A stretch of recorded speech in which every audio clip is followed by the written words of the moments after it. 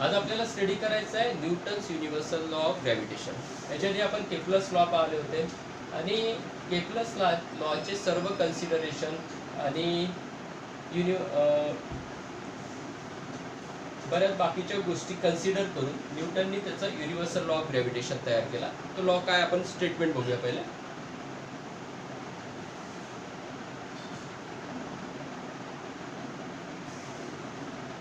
Every object in the universe attract every other object.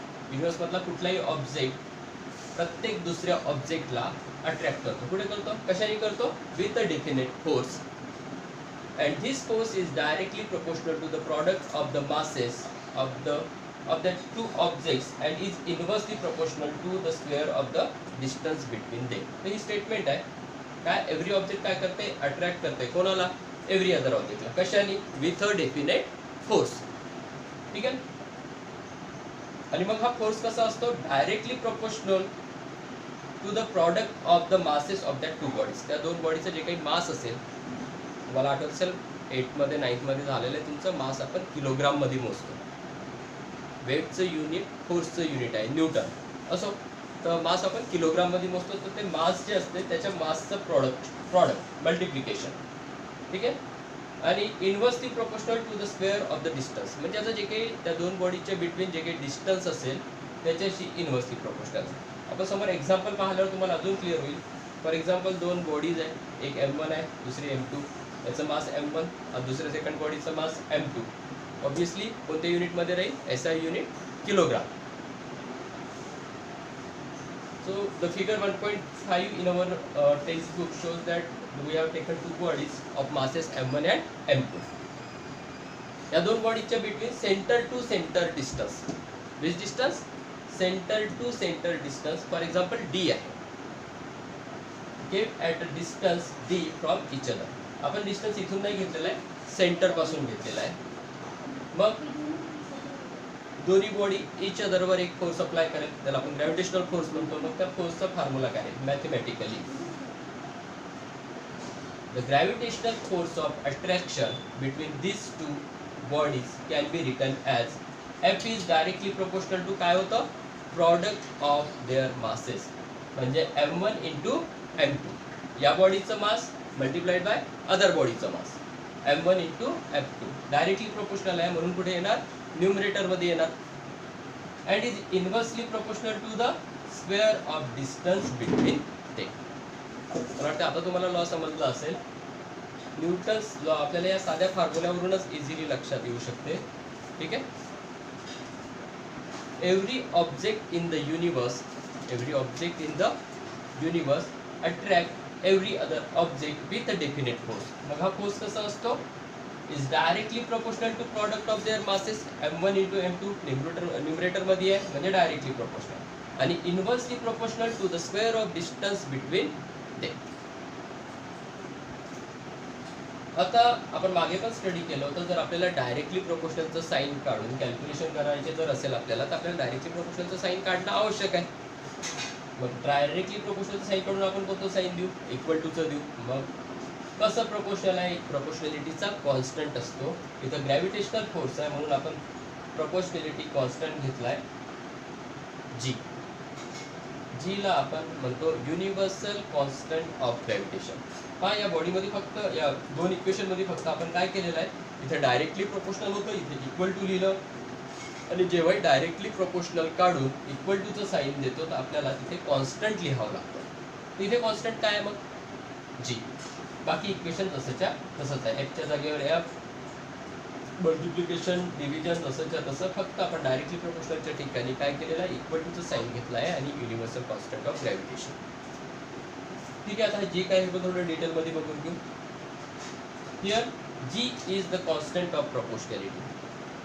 ठीक आहे. Directly proportional होतं तर प्रोपोर्शनलचं साईन काढायचं आहे तर काय घ्यावं लागते आपल्याला? कॉन्स्टंट ऑफ प्रोपोर्शनॅलिटी घ्यावं लागते. And in this case, in this equation we call this G as the universal gravitational constant. Gravitational फोर्समध्ये कोणता कॉन्स्टंट आहे? युनिव्हर्सल ग्रॅव्हिटेशनल कॉन्स्टंट आहे. कॅपिटल G काय? Universal gravitational constant. मागच्या वर्षी आपल्याला स्मॉल G पण आला होता, A आला होता एक्सिलरेशनसाठी. स्मॉल जी आपण यूज करू ग्रॅव्हिटेशनल ॲक्सिलरेशनसाठी, कॅपिटल जी आपण यूज करतो युनिव्हर्सल ग्रॅव्हिटेशनल कॉन्स्टंटसाठी.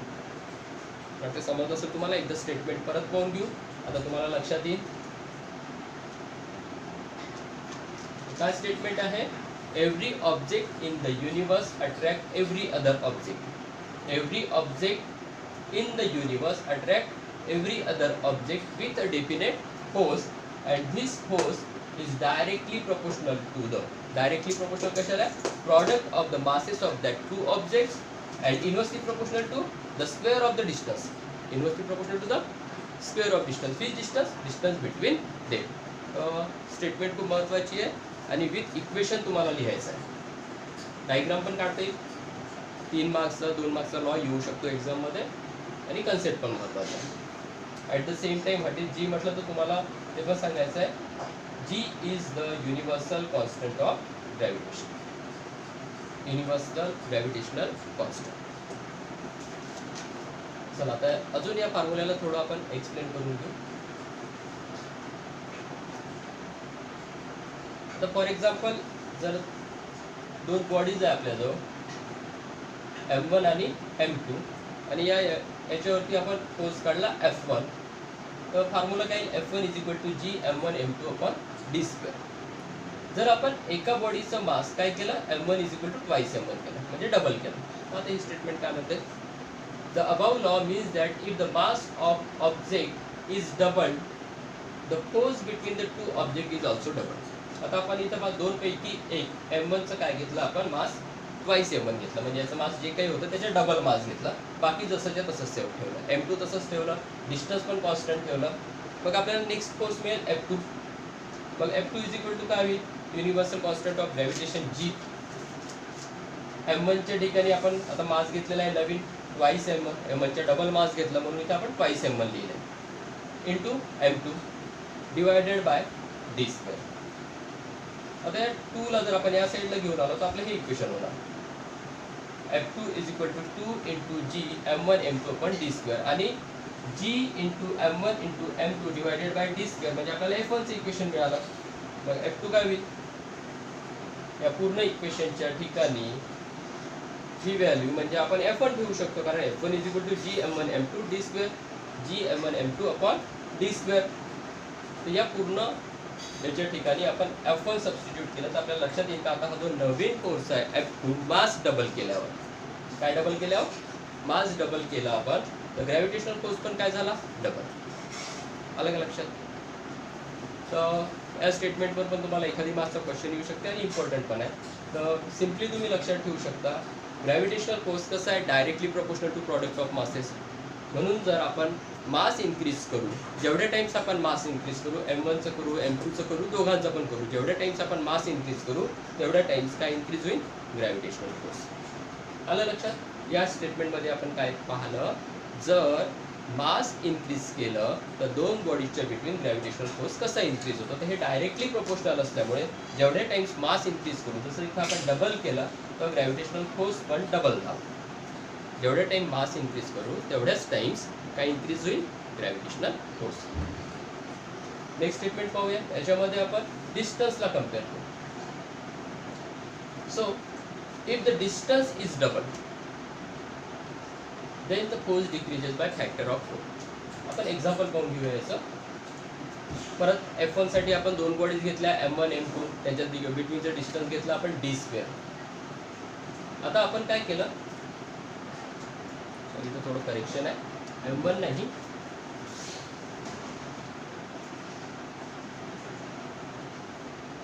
याला आपण D1 म्हणू आणि याला म्हणू आपण D2.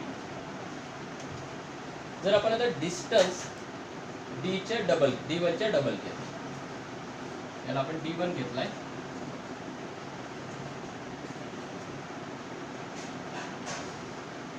जर आपण डिस्टन्स काय केलं? डबल केलं, म्हणजे D2 जे आता आपलं नवीन डिस्टन्स आहे ते झालं ट्वाइस D1. मग इक्वेशन काय होईल? नवीन फोर्स काय होईल आपला? F2 is equal to G into M1 M2 जसंच्या तसं D1च्या ठिकाणी जे पहिलं डिस्टन्स होतं त्याला आपण काय केलं? D1च्या डबल केलं, म्हणजे ट्वाइस D1 केलं. काय केलं? Twice D1.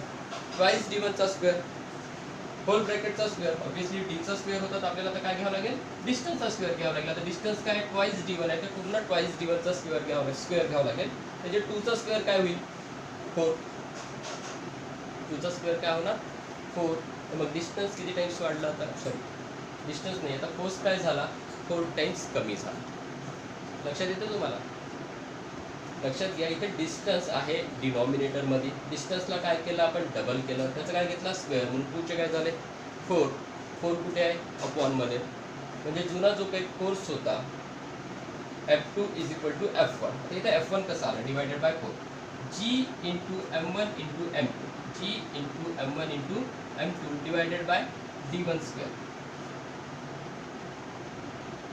G into M1 into M2 divided by only D1 square is equal to F1. G into M1 into M2 divided by D1 square म्हणजे F1. तर आपण या 4 ला सोडून बाकीची जी काही व्हॅल्यू आहे त्याच्याऐवजी काय लिहू शकतो F1. मग F1 divided by 4, F1 divided by 4, F1 divided by 4 म्हणजे काय झालं F2. इथे सिम्पली आपल्याला लक्षात येते जर डिस्टन्स दोन बॉडीजच्या बिटवीन आपण डबल केलं, जर डिस्टन्स दोन बॉडीजच्या बिटवीन आपण डबल केलं तर त्याचा फोर्सवर काय इफेक्ट होतो, फोर्स 4 टाइम्स डिक्रीज होतो. किती टाइम्स डिक्रीज होतो 4 टाइम्स. फॉर एक्झाम्पल आपण जर डिस्टन्स 3 टाइम्स इन्क्रीज केलं असतं तर 3 चा स्क्वेअर किती झाला असता 9. डिस्टन्स जर आपण 3 टाइम्स इन्क्रीज करू तर ग्रॅव्हिटेशनल फोर्स किती टाइम्स डिक्रीज होईल 9 टाइम्स. फॉर एक्झाम्पल आपण डिस्टन्स 4 टाइम्स इन्क्रीज केलं तर 4 चा स्क्वेअर किती होणार 60. ठीक आहे. जर आपण स्टेटमेंट आठवून घेतली तर आपल्या लक्षात येईल gravitational force is inversely proportional to square of distance. म्हणून आपण डिस्टन्स जेवढे टाइम इन्क्रीज करू 2 टाइम्स 3 टाइम्स, जेवढे टाइम्स इन्क्रीज करू त्याचा जो स्क्वेअर राहील तेवढे टाइम्स ग्रॅव्हिटेशनल फोर्स डिक्रीज होईल. म्हणजे आपल्याला तेवढे टाइम्स त्याला डिवाइड करावं लागेल. तर हे 2 इम्पॉर्टंट पॉईंट होते. मास जर इन्क्रीज केलं तर ग्रॅव्हिटेशनल फोर्स इन्क्रीज होते. डिस्टन्स इन्क्रीज केलं तर जेवढे टाइम्स आपण डिस्टन्स इन्क्रीज करू, ज्या फॅक्टरने आपण डिस्टन्स इन्क्रीज करू त्या फॅक्टरच्या स्क्वेअरनी ग्रॅव्हिटेशनल फोर्स डिक्रीज होईल. त्या फॅक्टरच्या स्क्वेअरनी, जसं इथे आपण 2 टाइम्स आपण कोणत्या फॅक्टरने इन्क्रीज केलं 2 टाइम्स इन्क्रीज केलं, 2 चा स्क्वेअर 4 तर 4 टाइम्स डिक्रीज होते. जर समजा आपण 3 टाइम्स इन्क्रीज करू तर किती टाइम्स ग्रॅव्हिटेशनल फोर्स डिक्रीज होईल 9 टाइम्स. तर हे 2 महत्त्वाचे स्टेटमेंट होते.